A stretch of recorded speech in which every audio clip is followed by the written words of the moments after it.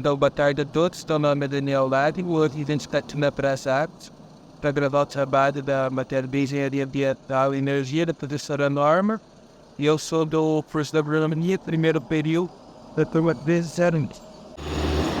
Olá, eu sou o Daniel do primeiro período de Agronomia.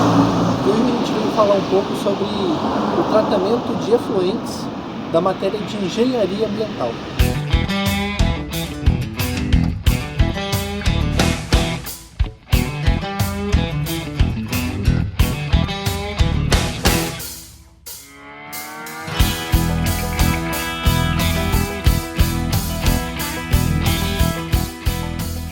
Então a gente conta aí com 14 colaboradores, mais a família aqui envolvida, que é eu, meu pai no caso, o Renato, e minha esposa. Então hoje a gente está já há 21 anos trabalhando na área. Minha primeira formação é administrador, e aí minha segunda formação eu sou engenheiro ambiental. A gente possui aqui na equipe técnicos na área ambiental, engenheiro ambiental, e eu acho que seria essa um pouco da história aí da empresa. Bom, nessa área aqui a gente tem a parte microbiológica, onde é feito as análises bacteriológicas. E aí tem as estufas, e os equipamentos necessários aqui para estar realizando o trabalho.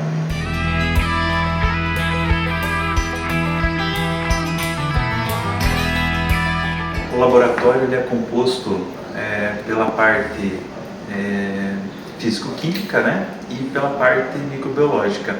Esse local aqui então a gente utiliza para fazer as análises físico-químicas, e aí a gente tem um outro local, que fica na outra sala, que a gente utiliza para estar fazendo as análises bacteriológicas.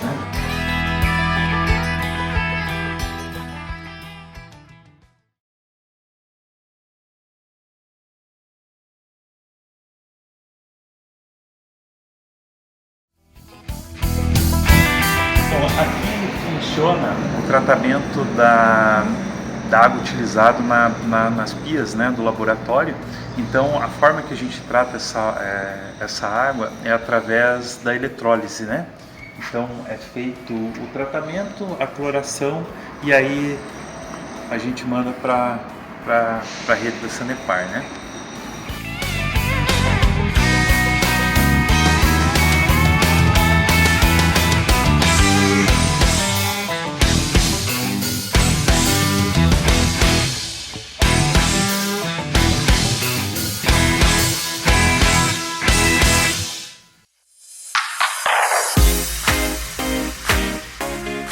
Então, a captação da água. Captar a água é muito importante, tanto para o consumo nosso, humano, quanto para a preservação do meio ambiente.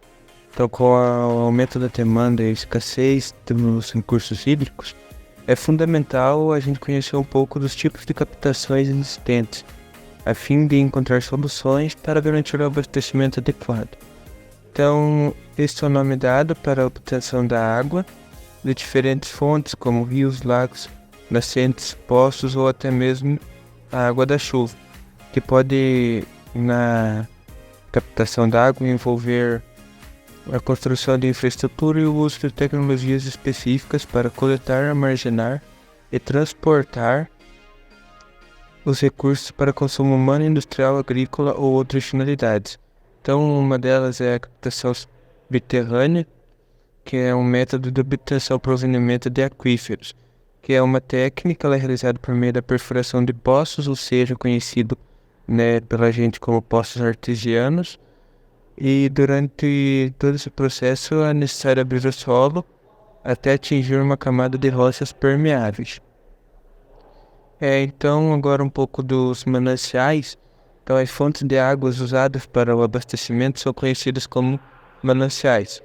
E dentro desses mananciais podem ser rios, lagos ou represas, também chamados de fontes superficiais ou poços subterrâneos. Os mananciais eles podem ser dos seguintes tipos: superficiais, rios e lagos subterrâneos, fontes naturais, galerias filtrantes, poços e águas pluviais, superfícies preparadas. Então a água bruta, né, que é o que é retirado, que vai para o tratamento, ela é o conceito que abrange todo tipo de água de forma que ela é encontrada na natureza, ou seja, é água sem ter interferência do ser humano ou ainda sem tratamento que não foi tratado.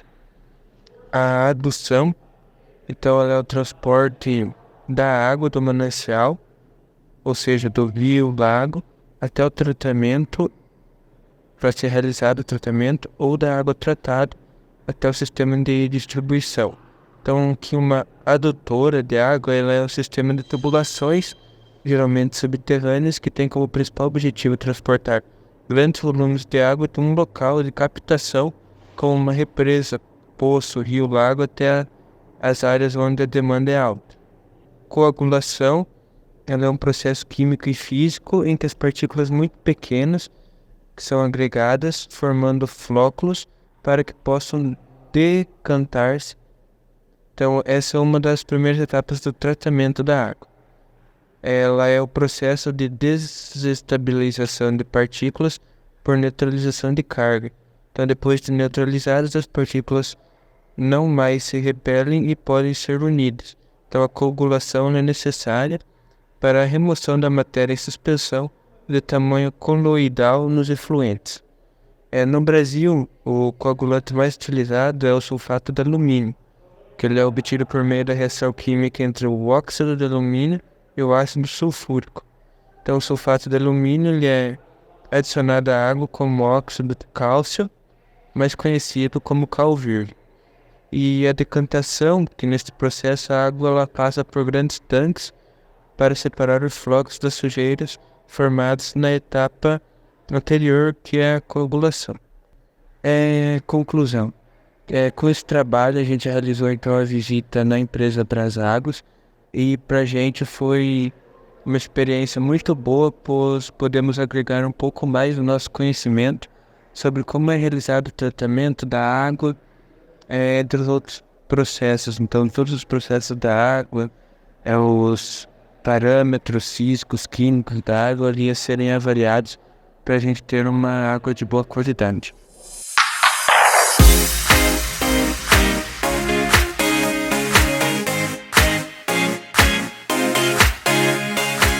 Então, e o principal ponto que a gente veio abordar aqui hoje seria o resíduo gerado na estação de tratamento de água.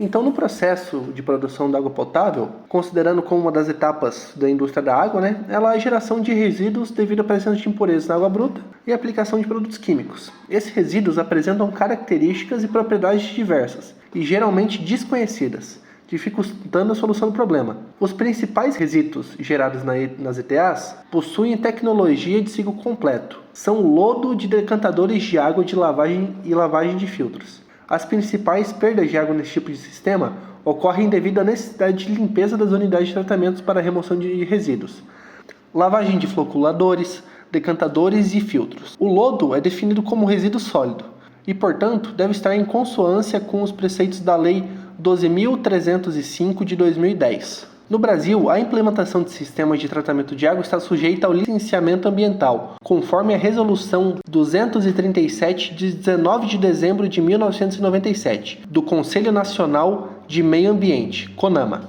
Esta é uma obra de utilidade pública, causadora de impactos ambientais negativos, como o lançamento de resíduos provenientes dos decantadores em corpos de água. A Política Nacional de Recursos Hídricos, PNRH, Lei 9.433/97 estabelece que o lançamento de resíduos líquidos, sólidos ou gasosos, tratados ou não, com o fim de diluição, transporte ou disposição final em corpos de água, além dos usos que alterem o regime, a quantidade ou a qualidade da água, está sujeita à outorga do poder público. E como a Braságua faz o manejo desses dejetos biológicos? Então, quando a gente pega os resíduos gerados pela Braságua, tem destinações finais devido aos seus pontos de montagens de ETs são localizadas em locais diferentes. Então, pegando como exemplo o aeroporto de Foz do Iguaçu, que é um local onde a Abrasago atua. Lá tem 2 destinos finais. Eles têm 11 tanques de secagem de lodo, onde esse lodo é colocado e é movido de um tanque para o outro conforme a secagem aumenta. Ele é utilizado na jardinagem do aeroporto de Foz do Iguaçu, porque não tem grande concentração de metais pesados e ele pode ser utilizado como matéria orgânica, e a outra parte que sobra, porque não tem como utilizar tudo devido ao grande tratamento de água utilizado no aeroporto, a outra parte vai para aterros sanitários. Bom, essas não são as únicas maneiras de você fazer o descarte do dejeto. Também é possível utilizar para a fabricação de cimento. Você pode dispor no solo novamente, como é utilizado na floricultura lá. Você pode usar no cultivo de grama comercial. Você pode usar na fabricação de tijolos. Você pode utilizar em compostagem. Você pode utilizar nas plantações de cítricos, que tem uma adesão muito grande ao lodo. Ele também pode ser utilizado na melhoria da sedimentabilidade em águas de baixa turbidez. E também pode ser utilizado na recuperação dos coagulantes utilizados no processo da água. E qual conclusão eu tiro com isso? A conclusão ela deve ser dada sobre os resíduos sólidos. Então, teriam que ser soluções economicamente viáveis e ambientalmente vantajosas. A busca das soluções economicamente viáveis e ambientalmente vantajosas para o tratamento e disposição final de lodo dos ETAs, ela continua sendo um desafio em vários países, principalmente aqui no Brasil, né? Onde o assunto é mais recente. A caracterização adequada do lodo é o passo inicial para avançar nesse sentido. As legislações ambientais especificam e devem ser analisadas para cada tipo de disposição final desejada. Também é necessário que seja realizada uma pesquisa de mercado, identificando os potenciais clientes, a aceitação do produto pelo fabricante e pelos consumidores finais, além da viabilidade de comercialização do produto, dentre várias outras soluções para a disposição final. Bom, observa-se que não pode ser identificada uma solução única, para o tratamento desses dejetos. No meio do processo do tratamento da água, também temos a filtragem, onde a água deve passar pelos filtros. Eles normalmente são formados por camadas de areia grossa, areia fina, cascalho, pedregulho e carvão. Esses materiais têm o potencial de reter os flocos que não decantam, além da completa remoção de outros resíduos menores. Após a alcalinação, a desinfecção e a fluoretação. Essas 3 etapas do tratamento da água, ela garante a eliminação de vírus e bactérias. Primeiro corrige o pH da água, depois adiciona cloro ou ozônio para a eliminação dos micro-organismos e, por fim, aplica-se o flúor, o elemento importante da prevenção das cáries na população. Também temos a etapa da reservação. Após o fim do processo do tratamento da água, ela é armazenada nos reservatórios espalhados pela cidade. Ela começa a ser distribuída para a população, e esse processo garante que o abastecimento ocorra de forma regular, além de permitir a liberação em horários de maior demanda. E também não é possível dar uma solução única para esses dejetos, Então deve ter cada um a sua opção de individual dos dejetos gerados pelo seu ETA. Tem que ser levado em consideração os fatores técnicos, econômicos, para ver se é viável, ambientais, pois você não pode desrespeitar a lei, sociais, aonde que você vai colocar esses dejetos, isso não vai afetar ninguém, e políticos, devendo seguir todas as leis do local. É que o processo e essa disposição final do lodo podem representar até 60% do custo operacional de uma ETA. A forma que, na minha opinião, seria mais vantajoso seria utilizá-lo na agricultura, Ela voltaria para o solo, da onde ela veio, porém seria necessário o processo de secagem térmica para a descontaminação desse material, e ela teria que ser aplicada também com algum tipo de pesquisa para não estar estragando o solo, O principal problema dela na aplicação do solo seria os metais pesados que podem conter nas ETAs e nas ETEs também.